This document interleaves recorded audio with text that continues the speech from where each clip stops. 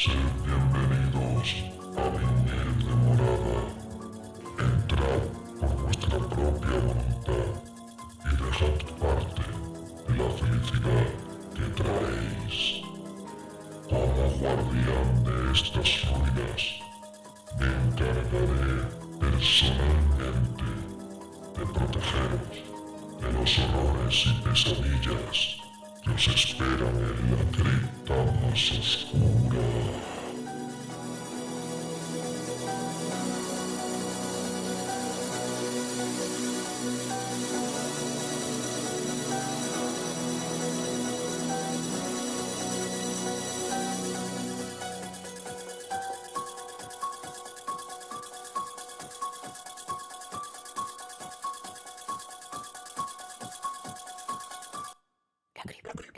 La cripta más oscura.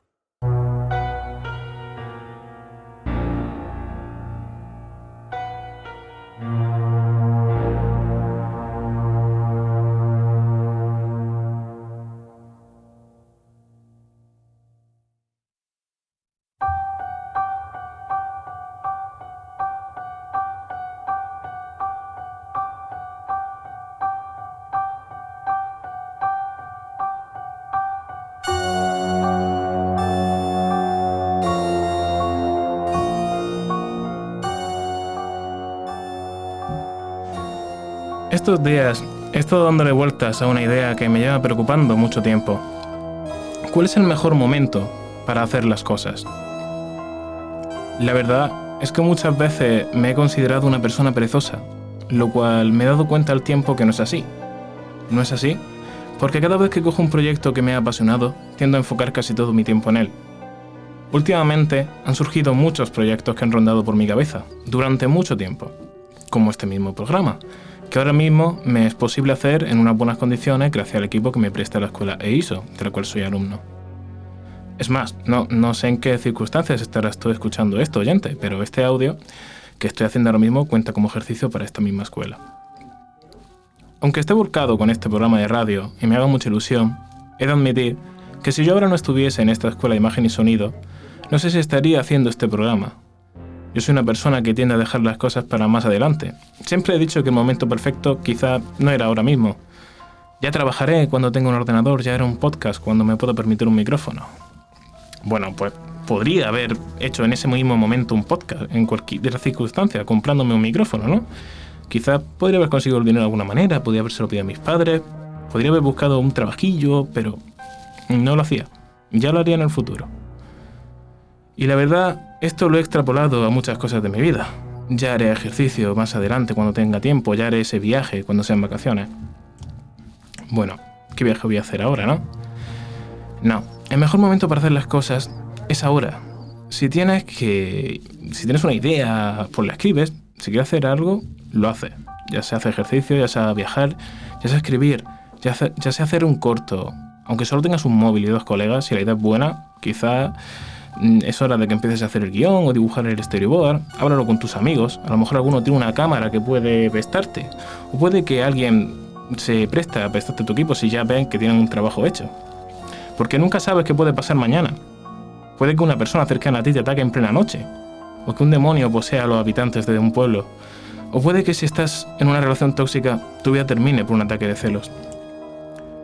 Sé que estos últimos ejemplos parecen sacados de contexto, pero tienen sentido si sigues escuchando el programa.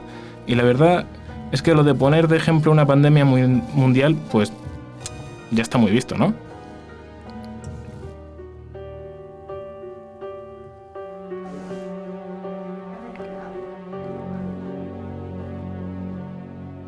En fin, si tienes algo en mente, te animo a que empieces ya con ello, porque nadie te va a garantizar de lo que puede pasar mañana, y si quieres algo, eres tú el que tiene que empezar a mover el culo. Después de esta charla, doy por comenzado el segundo programa de La Cripta Más Oscura. Os recuerdo que tenemos 3 secciones, una de literatura, una audiovisual y otra de realidad entre comillas. En la sección de literatura hablaremos del Corazón delator, donde escucharemos una parte del relato dramatizado por Sergio Granados, que ha tenido la amabilidad de darme permiso para usar su audio. Por lo cual yo estoy muy agradecido, porque me parece un audio fantástico, de lo mejorcito que hay de audiolibros. Lo relata muy bien. Después hablaremos de la serie 30 monedas de la Iglesia, y hablaremos un poco de este director del cual me declaro un fan. Y para terminar hablaremos del Teatro Cervantes y su fantasma, el cual se encuentra en Almería, tierra de la que es un servidor. Con todo esto, comenzamos.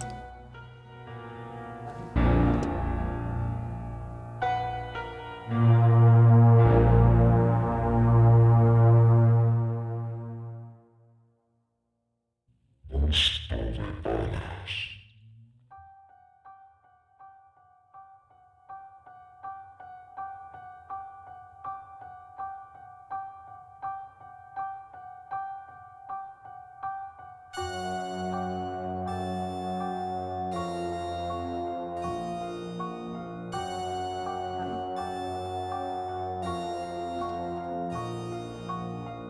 Es 3 de octubre de 1849. En Baltimore es un día importante, puesto que hay elecciones. El cielo está encapotado y la lluvia no tarda en caer. En una alcantarilla se puede ver una triste estampa. Un hombre semi-inconsciente con unos ropajes que parecen no pertenecerle, en un estado de confusión, repitiendo un nombre: Reynolds. Es encontrado por el periodista Joseph Walker. Este hombre, de aspecto patético y empobrecido, es falto de atención médica y es llevado al hospital. Lleno de delirios y totalmente angustiado, pasa 4 días en el hospital hasta su colapso y muerte el 7 de octubre. Este hombre, llamado Edgar Allan Poe, no pudo explicar en ningún momento las razones por las que se encontraba en esa ciudad ni lo que había sucedido.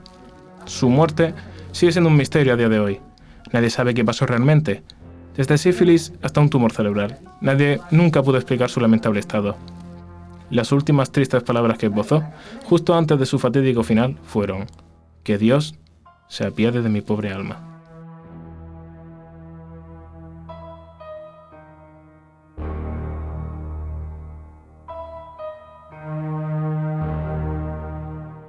Un final muy en sintonía con el resto de sus obras. Todo un misterio hasta el día de hoy la muerte de este afamado escritor. Su caso podría ser otro misterioso accidente, como los que podemos leer en Los crímenes de la calle Morgue, o compararlos a nivel de extraños, como en La caída de la casa Asher, o como en el relato del que un servidor os va a hablar hoy. El Corazón delator, Edgar Allan Poe, es sin duda uno de los relatos que más me han fascinado desde siempre. Desde luego, es el que más veces he releído, y del que siempre he tratado de buscar en otros medios, como ese episodio llamado El reloj de oro de nuestro siempre querido y destacado Narciso Ibáñez Serrador, o llamado de manera más cariñosa, Chicho, que en paz descanse, el cual podemos encontrar en su afamada serie Historias para no dormir, donde adaptó más de un relato de nuestro escritor de Boston. Volviendo al Corazón delator, siempre me ha parecido un texto de lo más horripilante. Poe nos pone desde el punto de vista de un asesino, el cual explica el motivo por el que cometió el crimen. Lo que no lo habéis leído pensaréis que se está justificando o defendiéndose, pero lo que intenta explicar es que él no está loco. Conforme seguimos leyendo el relato, no dudamos que la cordura de este sujeto podría asemejarse a la que podría tener el mismo Joker de Batman. Una cosa que me gusta mucho del relato es que no tiene la misma percepción de él cuando lo empiezas a como lo acabas. Conforme te das cuenta de la poca cordura que posee el narrador, empiezas a cuestionarte ciertas cositas. Al principio puedes pensar que se está justificando frente a unas personas que lo están juzgando, pero cuando acabas el relato, incluso puedes pensar que es un loco ataviado en una celda acolchada, con una camisa de fuerza, hablando solo e intentando convencerse a sí mismo que él no está loco. Sinceramente podría seguir hablando del relato, pero creo que lo mejor que podéis hacer es leerlo. Y ya que esto es un podcast, qué mejor que leerlo que escucharlo, ¿no? Así que os voy a poner un trozo del relato, dramatizado de una manera inmejorable. De corazón digo que este para mí es la mejor dramatización que podéis encontrar en YouTube, de parte de Sergio Granados, el cual me ha dado permiso para ponerlo aquí. Yo os pondré una parte, y si queréis terminarlo, os emplazo a que vayáis a buscarlo a YouTube. Si ponéis Sergio Granados o Termi Studio en YouTube, junto al nombre del relato, El Corazón delator, repito el nombre para los más despistados, podéis encontrarlo perfectamente. Una vez más, Sergio, muchas gracias por dejarme poner tu audio, Y aquí os dejo con el relato. Disfrutad.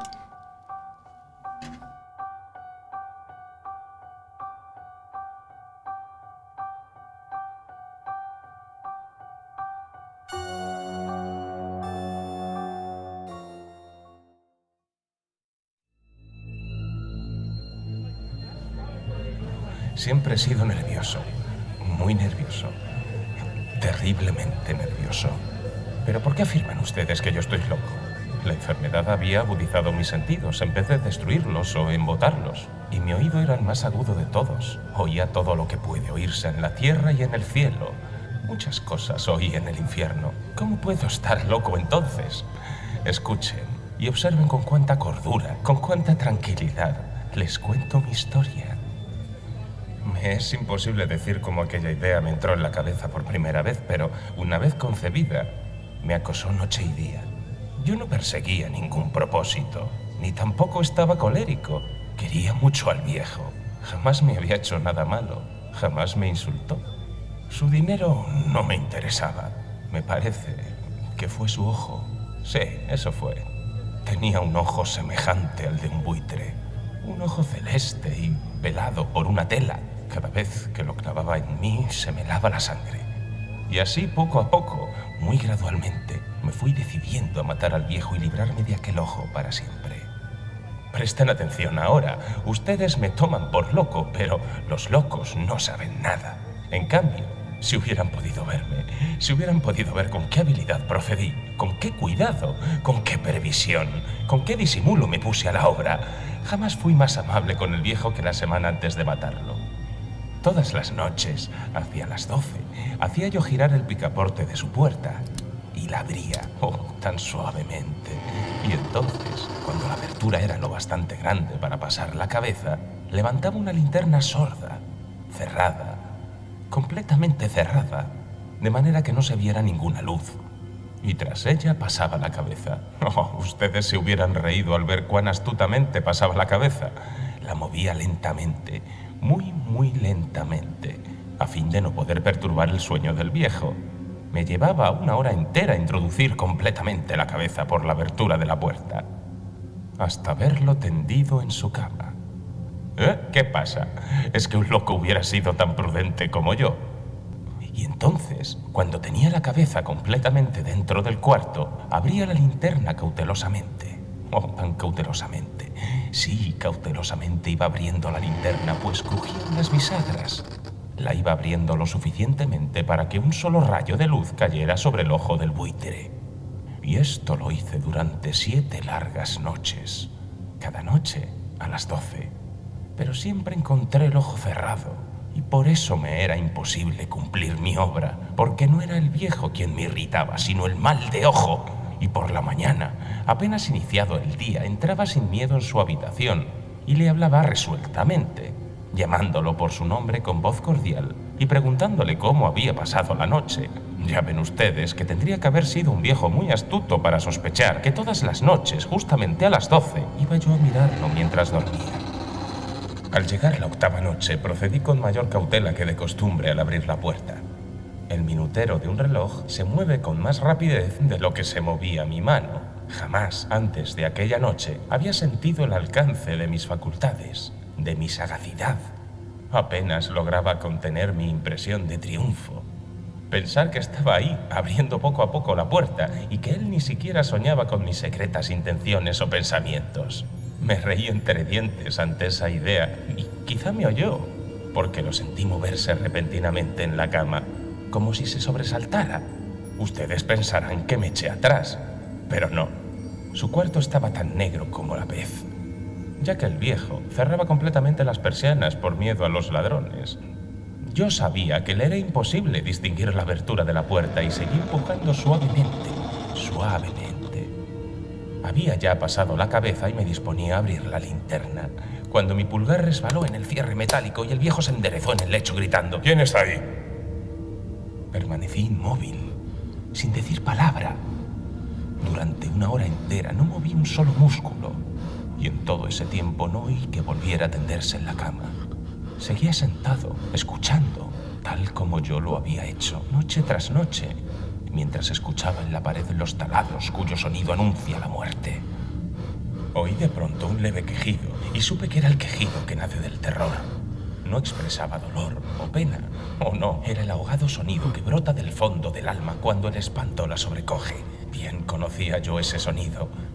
Muchas noches, justamente a las 12, cuando el mundo entero dormía, surgió de mi pecho, ahondando con su espantoso eco los terrores que me enloquecían. Repito que lo conocía bien. Comprendí lo que estaba sintiendo el viejo y le tuve lástima, aunque me reía en el fondo de mi corazón. Comprendí que había estado despierto desde el primer leve ruido, cuando se movió en la cama. Había tratado de decirse que aquel ruido no era nada, pero sin conseguirlo. Pensaría, no es más que el viento en la chimenea o un grillo que chirrió una sola vez. Había tratado de darse ánimo con esas suposiciones, pero todo era en vano. Todo era en vano, porque la muerte se había aproximado a él, deslizándose furtiva, y envolvía a su víctima, y la fúnebre influencia de aquella sombra imperceptible era la que lo movía a sentir, aunque no podía verla ni oírla, a sentir la presencia de mi cabeza dentro de la habitación. Después de haber esperado largo tiempo, con toda paciencia, sin oír que volviera a acostarse, resolví abrir una pequeñísima ranura en la linterna. Así lo hice. No pueden imaginarse ustedes con qué cuidado, con qué inmenso cuidado, hasta que un fino rayo de luz, semejante al hilo de la araña, brotó de la ranura y cayó lleno sobre el ojo del buitre. Estaba abierto de par en par, y yo empecé a enfurecerme mientras lo miraba. Lo vi con toda claridad, de un azul apagado y con aquella horrible tela que me lava hasta el tuétano. Pero no podía ver nada de la cara o del cuerpo del viejo, pues como movido por un instinto, había orientado el haz de luz exactamente hacia el punto maldito. ¿No les he dicho ya que lo que toman erradamente por locura es solamente una excesiva agudeza de los sentidos?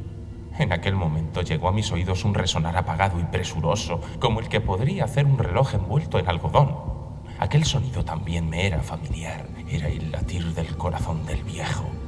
Aumentó aún más mi furia, tal como el redoblar de un tambor estimula el coraje de un soldado. Pero incluso entonces me contuve y seguí callado. Apenas si respiraba. Sostenía la linterna de modo que no se moviera, tratando de mantener con toda la firmeza posible el haz de luz sobre el ojo. Entre tanto, el infernal latir del corazón iba en aumento. Se hacía cada vez más rápido, cada vez más fuerte, momento a momento, momento a momento. El espanto del viejo tenía que ser terrible, cada vez más fuerte, más fuerte. ¿Me siguen ustedes con atención? Les he dicho que soy nervioso, sí, lo soy. Y ahora, a medianoche, en el terrible silencio de aquella antigua casa, un resonar tan extraño como aquel me llenó de un horror incontrolable. Sin embargo, me contuve todavía algunos minutos y permanecí inmóvil, pero el latido crecía cada vez más fuerte, más fuerte. Me pareció que aquel corazón iba a estallar y una nueva ansiedad se apoderó de mí. Algún vecino podía escuchar aquel sonido. La hora del viejo había sonado, lanzando un alarido. Abrí del todo la linterna y me precipité en la habitación. El viejo clamó una vez, nada más que una vez. Me bastó un segundo para arrojarlo al suelo y echarle encima el pesado colchón. Sonreí alegremente al ver lo fácil que me había resultado todo. Pero durante varios minutos el corazón siguió latiendo con un sonido ahogado. Claro que no me preocupaba, pues nadie podría escucharlo a través de las paredes. Cesó por fin de latir. El viejo había muerto. Levanté el colchón y examiné el cadáver. Sí, estaba muerto. Completamente muerto. Apoyé la mano sobre el corazón y la mantuve así largo tiempo. No se sentía el menor latido.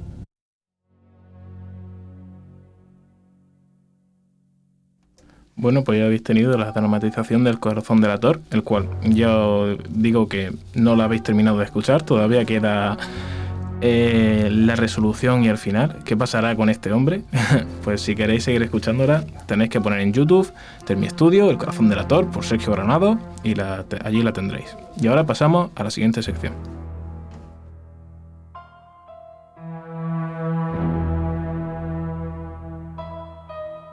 Cuentos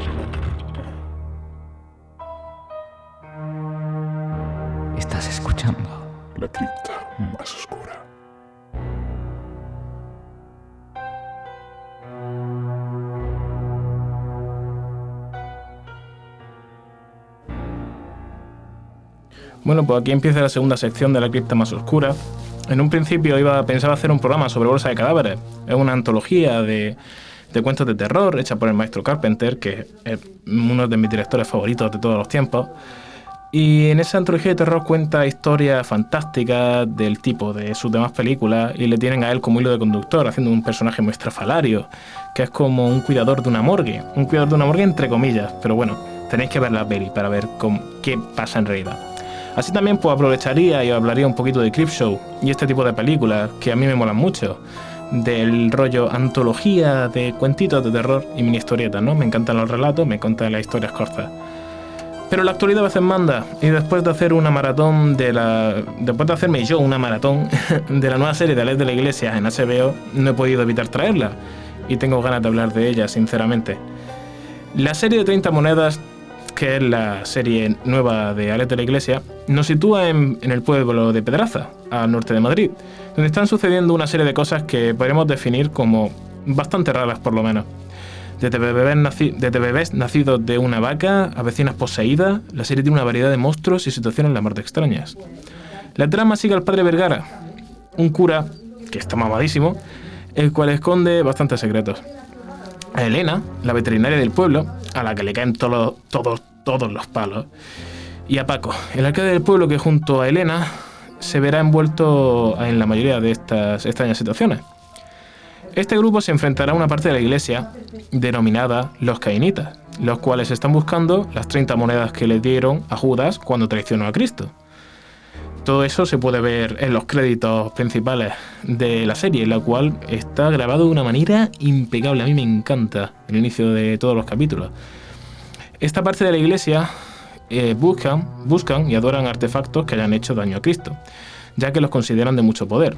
Y que al reunir las 30 monedas de Judas, pues se va a armar la de Dios, ¿no? Bueno, la de Dios no, pero ya veis, ya sabéis por dónde voy. Vale, dirige a Alex de la Iglesia, autor de películas tan increíbles como Muertos de Risa del 99, 800 balas, que se grabó en Almería, estrenada en 2002. Pero si tenemos que destacar algunas de sus películas, ya que estas riman con esta nueva serie de las 30 monedas, tenemos por un lado La bruja de Zugarramurdi, por la aparición de brujas y el uso de la brujería, tanto en la serie como en la película.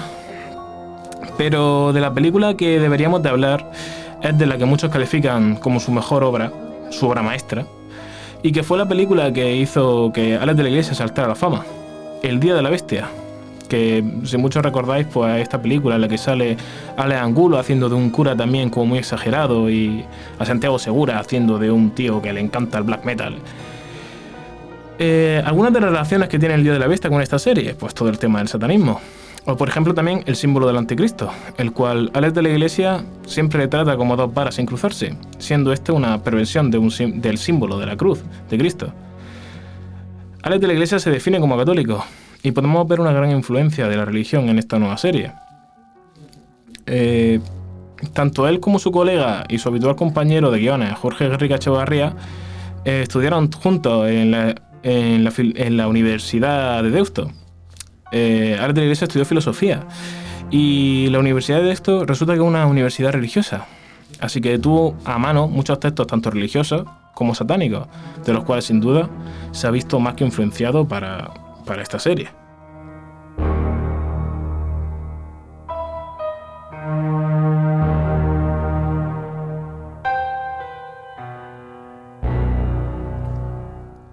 En los papeles principales tenemos a Eduard Fernández, haciendo del personaje más molón de la serie, el padre Vergara, el cual es un cura que esconde muchos secretos. Y en la serie tiene que enfrentarse tanto a su pasado como a esta parte de la iglesia llamada los Cainitas, y un poco encontrarse a sí mismo. Él destaca por ser el archienemigo de los Cainitas, o por lo menos siempre está en su punto de mira. La verdad es que Eduard Fernández es un actorazo, y aquí una vez más lo demuestra. El personaje del padre Vergara, a pocos de capítulo que lleves, ya te convence y puedes ver que el personaje mola muchísimo. Megan Montaner es nuestra querida Elena, que aunque haya dicho que el personaje que más mola en la serie sea el padre Vergara, su personaje no se queda corto. Es más, para mí ella es la protagonista de la serie. Además tiene una posición muy difícil, mientras sus compañeros se ven escépticos de que algo está pasando en este pueblo llamado Pedraza, algo peligroso. ella es la que está cargando con todo. A la pobre le pasa de todo en la serie. E incluso el padre Vergara pasa de ella, quedando como una loca que ve cosas y que los demás no. Y para terminar, pero no menos importante, en el papel de Paco se encuentra Miguel Ángel Silvestre. Este es el alcalde del pueblo y el dueño, junto con su mujer Merche, que es Macarena Gómez, de un hotel y de una ganadería. Aunque no me disgusta su papel, es decir que del trío protagonista es a mi parecer el más flojillo. Pero no me disgusta, creo que está muy bien y es creíble.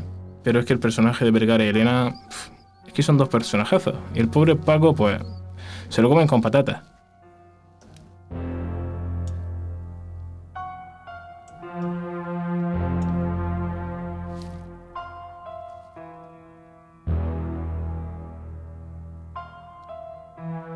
Si queréis ver esta serie, la productora, como muchos ya sabréis, porque también lo he dicho al principio, es HBO. Ahí la tenéis entera. Ahora, para darle colofón a la sección, escucharemos la canción que abrió la primera película de las de la Iglesia, con el mismo nombre que la película, a que os dejo escuchando, Acción Mutante.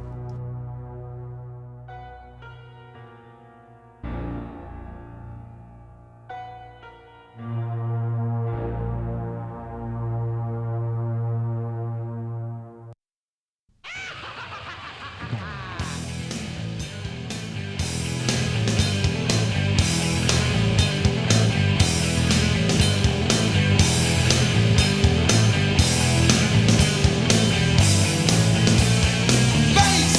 ¡Aquí estamos otra vez! ¿Veis? ¡Aquí estamos otra vez! ¡Acción! ¡Violencia! ¡Armados a conciencia! ¡Subimos el reto! ¡Vengaremos a las víctimas del bote Taigeto!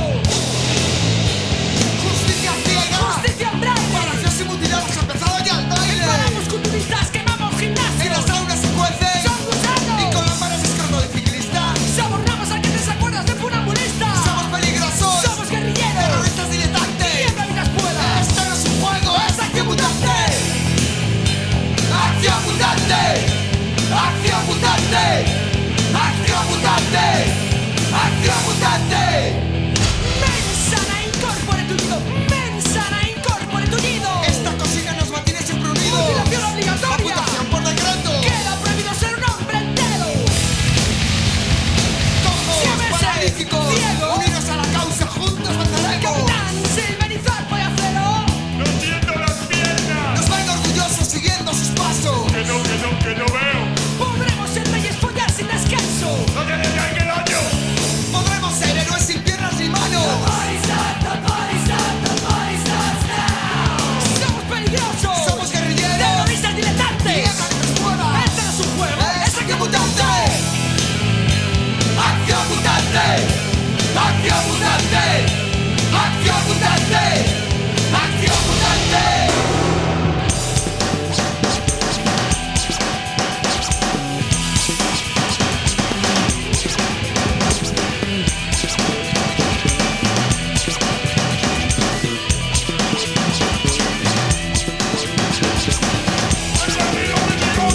Haz como Dios y coge el fusil. Haz como Dios y coge el fusil. ¡Mataremos guaperas con o sin ti! Empuña las armas. ¡Viva los cuñones! Brotes y segantos. ¡Más amputaciones! ¡No te dejáis! ¡Violencia orgullosa e injustificada! ¡Viola bailarinas, tenistas y chachas! Engrasa tu silla, afila tu muleta. Cambia los cupones por la metralleta. ¡Rompe tus cadenas y ya no hay rejas! ¡Es la del miedo y de la paraplegia! Somos peligrosos. ¡Somos guerrilleros! Terroristas diletantes. ¡Siembra vidas puedas! Esto no es un juego, es Acción Mutante. Acción Mutante. Acción Mutante. Acción Mutante. Acción Mutante. Acción Mutante. Acción Mutante. Acción Mutante.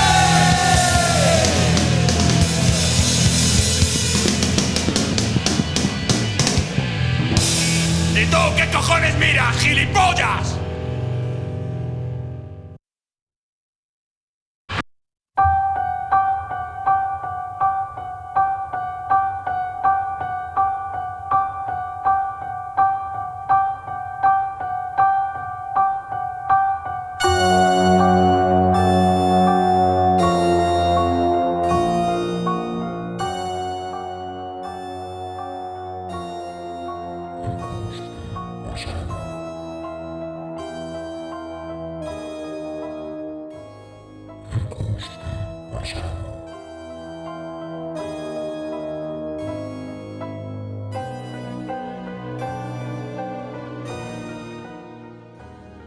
Bueno, aquí empieza la última sección de La cripta más oscura, Ecos del pasado. Aquí, como ya os he hablado otras veces, hablamos de temas que un poquito paranormales o escabrosos.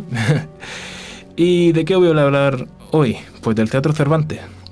Hace ya años, viendo un programa de Cuarto Milenio, me encontré con que Iker Jiménez estaba hablando de no avistamientos de ovnis en Wisconsin, ni de una aparición en las afueras de una gran ciudad de los Estados Unidos.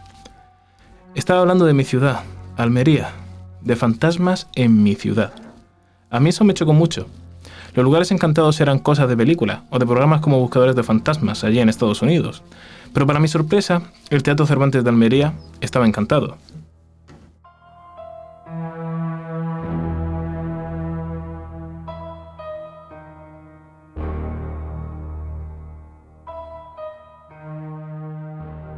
Varios testimonios describen cómo una mujer se deja ver en la parte de arriba del teatro. Desde apariciones, viento que viene de ningún lado, susurros y pasos en la oscuridad. Son varios los años transcurridos desde que los trabajadores del teatro empezaron a hablar de estos fenómenos extraños. ¿Cuáles son los orígenes de estos? Bueno, yo tengo la teoría de que, al igual que cuando le dices a un niño cosas malas y le creas inseguridades, también si un lugar se ha visto provisto de hechos escabrosos o perturbadores, esa mala vibración puede quedarse en el lugar. Esto que he dicho tan solo es una teoría que yo mismo me he dicho para intentar entender el porqué de estas apariciones. También tengo que admitir que frente a este tipo de cosas me considero totalmente escéptico. No creo en fantasmas, ni en apariciones, ni que un lugar pueda estar encantado. Por lo menos no lo creo hasta que yo no lo vea.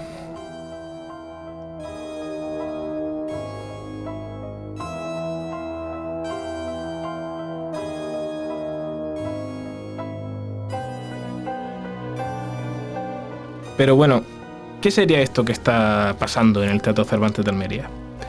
Pues sobre esto ya se ha abierto una investigación.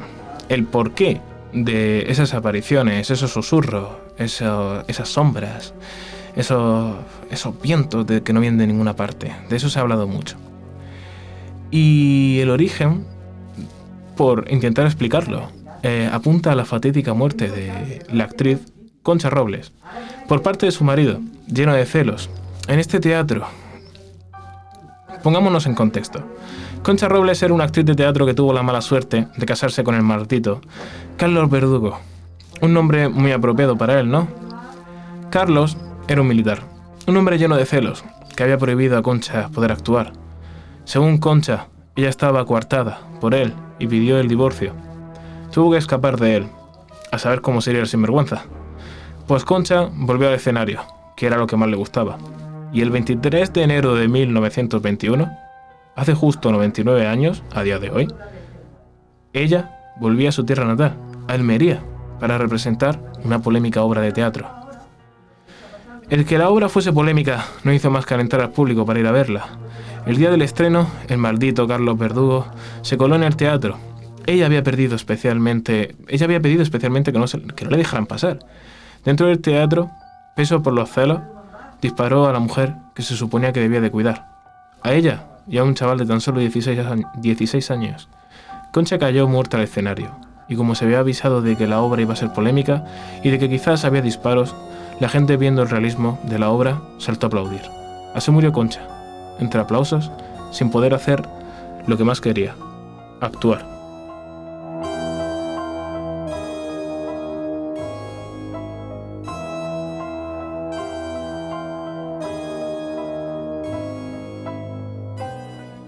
Desde entonces, la aparición de una mujer vestida de blanco por los pasillos del Teatro Cervantes ha sido alertada varias veces por varios testigos. Desde la cabina de metraje, debido a que ahora el teatro también es un cine, se ha visto en la parte de arriba a una mujer vestida de blanco, a la cual se ha perseguido por los diversos pasillos y de la cual nunca han podido llegar a cogerla. Cosas como vientos salidos de ninguna parte, susurros detrás de las orejas. La mayoría de los trabajadores que han pasado por el Teatro Cervantes siempre tienen una experiencia. Muchos de los testimonios que podéis vosotros mismos leer lo podéis encontrar en un libro llamado Misterios de Almería, de Alberto Cerezuela. Allí nos narra este caso como muchos otros que, como el título lo dice, son de esta tierra. Si eres de Almería y eres una persona curiosa, es un libro de lo más recomendable.